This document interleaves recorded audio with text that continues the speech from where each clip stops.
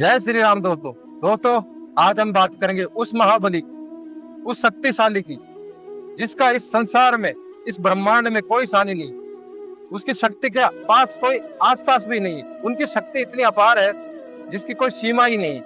वो है श्री हनुमान जी।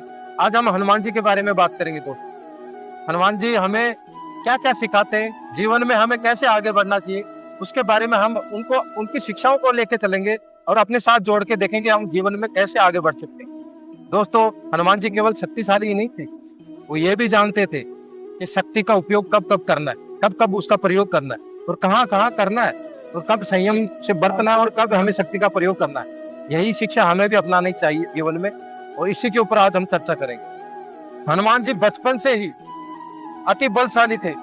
वो बचपन में ही सूर्य को निगलने वाले थे, सूर्य तक पहुंच गए थे। यकीन करो दोस्तों, सूर्य तक पहुंच गए थे और निगलने ही वाले थे।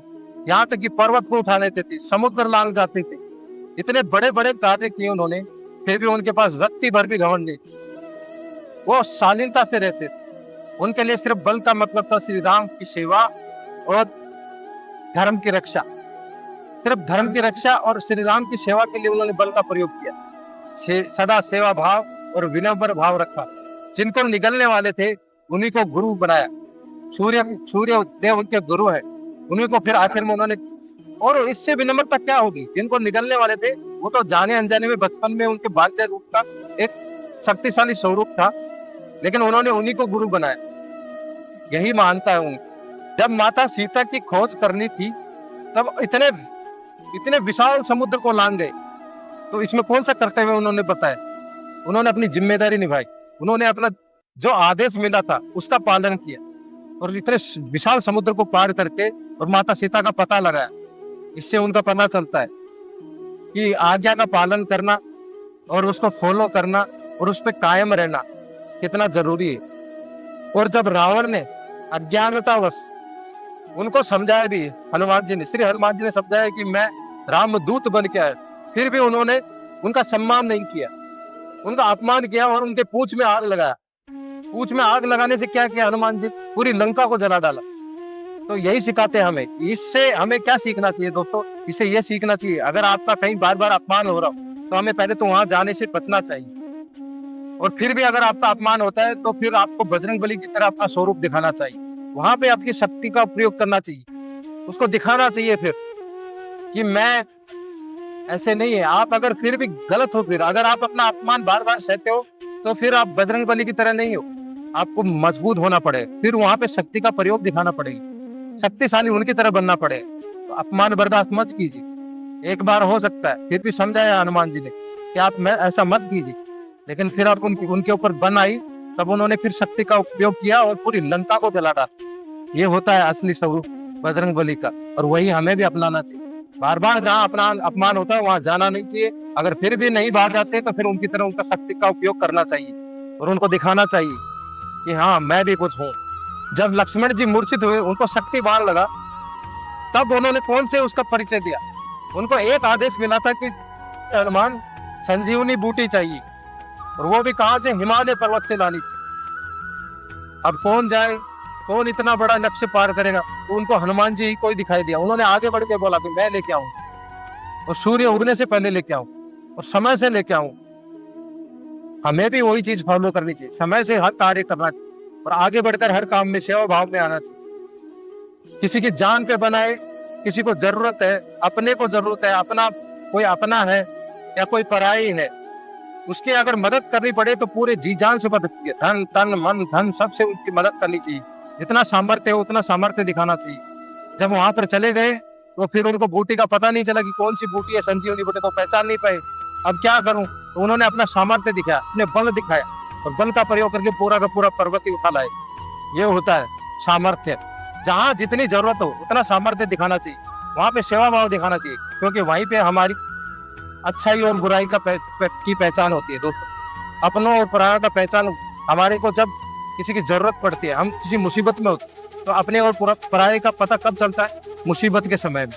अगर जिस समय आपके साथ जो कोई खड़ा है तो समझो कि वो अपना है। अगर मुसीबत के समय अगर कोई आपके साथ नहीं खड़ा है तो समझ लो आपने उसको पुकारा और नहीं आए, और आपने उसको याद किया और मदद की मांगी तो नहीं किया, तो कभी भी आपका नहीं बन सकता। यही हमें हनुमान जी भी सिखाते हैं कि हमें अपनों की जिसको जरूरत पड़े, आपको अगर कोई पुकार रहा तो उसकी पूरी ताकत जितना आपसे सामर्थ्य है उसकी उतनी मदद कीजिए, तभी आपकी असली पहचान होती है। रिश्तों में मानो, चाहे अपने व्यापार क्षेत्र में, चाहे कहीं भी, जब तक आप अपना सामर्थ्य दिखाएंगे तभी आपकी वैल्यू बढ़ेगी और हनुमान की तरह आपकी छवि बनेगी। हनुमान जी केवल युद्ध में ही बलशाली नहीं थे, वो विनम्र भी थे। उन्होंने हमेशा अपनी बुद्धि का प्रयोग करके भी सभी कार्य, कई बहुत सारे कार्य किए। विनम्रता से सब कार्य किए, विनम्रता से केवल जहाँ पे शक्ति का उपयोग करना था वहां शक्ति का उपयोग किया, और जहाँ आक्रोश दिखाना था वहां आक्रोश दिखाया। अभी आप देख लो, हनुमान जी जब लंका पहुंचे तो लंका में जब विभीषण के कुटिया से जा रहे थे सामने से सीता माता से मिलने, तब वहां पे राम नाम का जप कर रहे थे। तब वहां देखा कि यहाँ राक्षसों की नगरी में और श्री राम नाम का जप हो रहा है। तो उन्होंने विभीषण जी की अपना रूप धारण करके, ऋषि मुनि का जो भी, उन्होंने धारण करके उनकी परीक्षा, विनम्रता से उनके पास गए और उनको अपनी शरण में लिया, श्री राम जी के शरण में लाए।